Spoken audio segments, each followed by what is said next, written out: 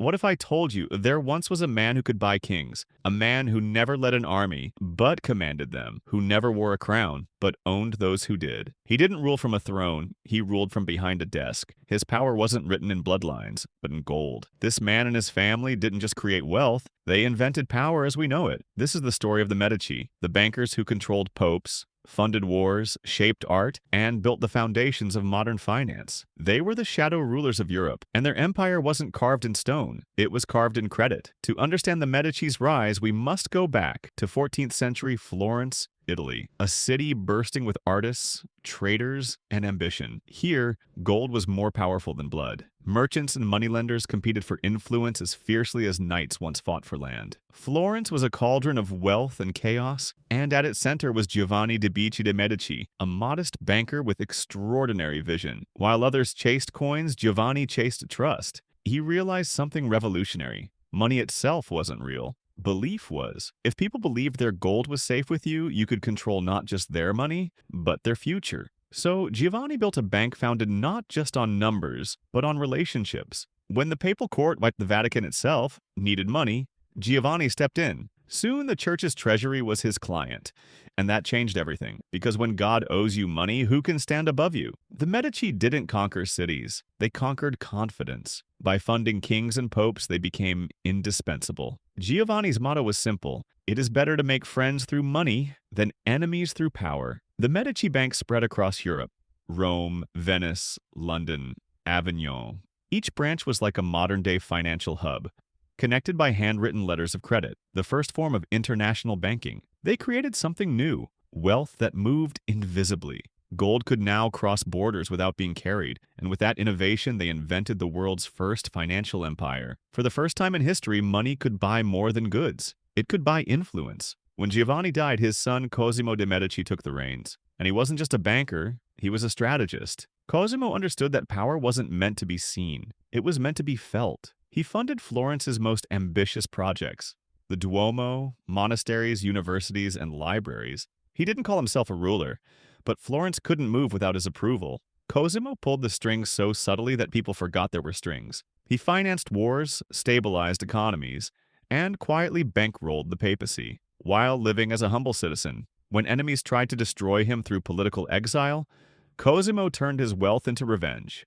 Within a year, his rivals were bankrupt. Cosimo returned not as a victim, but as the man Florence couldn't live without. He became known as Cosimo the Elder, the godfather of the Renaissance. Cosimo didn't flaunt his gold with jewels or palaces. He invested in something far more powerful: legacy. He believed that wealth should whisper, not scream, and its whisper was art. He funded Brunelleschi's dome, the architectural marvel that crowned Florence. He supported artists like Donatello, Fra Angelico, and Botticelli. But make no mistake, this wasn't charity, it was strategy. Art was the media of its time. Each fresco, each sculpture, each cathedral shouted one message: the Medici are chosen by God. Luxury wasn't just about gold anymore, it was about symbolism. The Medici turned art into a weapon of prestige. Their name became eternal, not written in stone, but painted in glory. But their greatest move came when they merged money with religion, because nothing on earth was more powerful than the church. The Medici didn't just lend to popes, they became them. Their influence reached the throne of St. Peter itself. Pope Leo X, born Giovanni de' Medici, embodied this unholy alliance of wealth and worship. He famously said,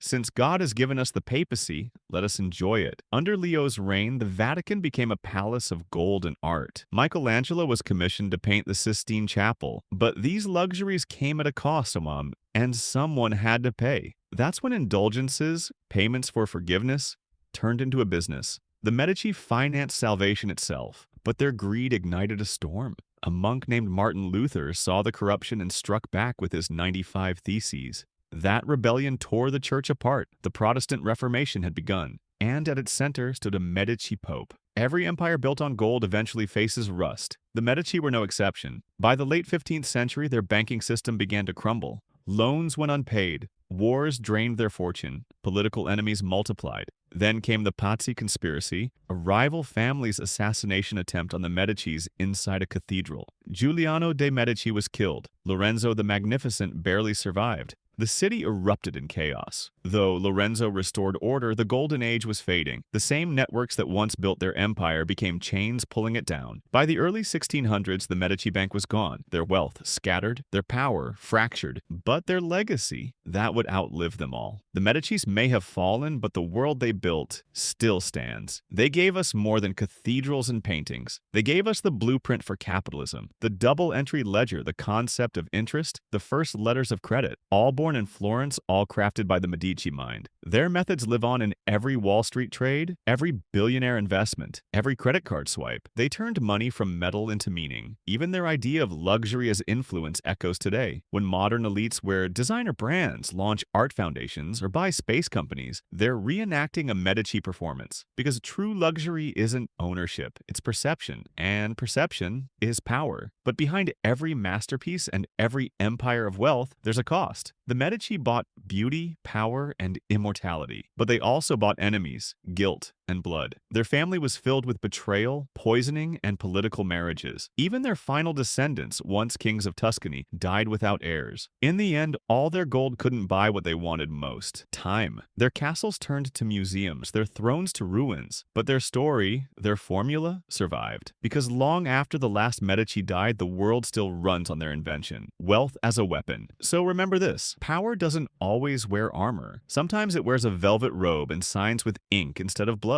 The Medici were not warriors. They were architects of influence amongst the original power brokers. They proved that a banker could rule kings and that the richest throne of all doesn't need a crown. If you enjoyed this journey into the hidden luxuries of history, subscribe to The Lost Exorians, where every story uncovers the power, wealth, and mystery behind civilization's greatest empires. Because history isn't just about who ruled the world, it's about who paid for it.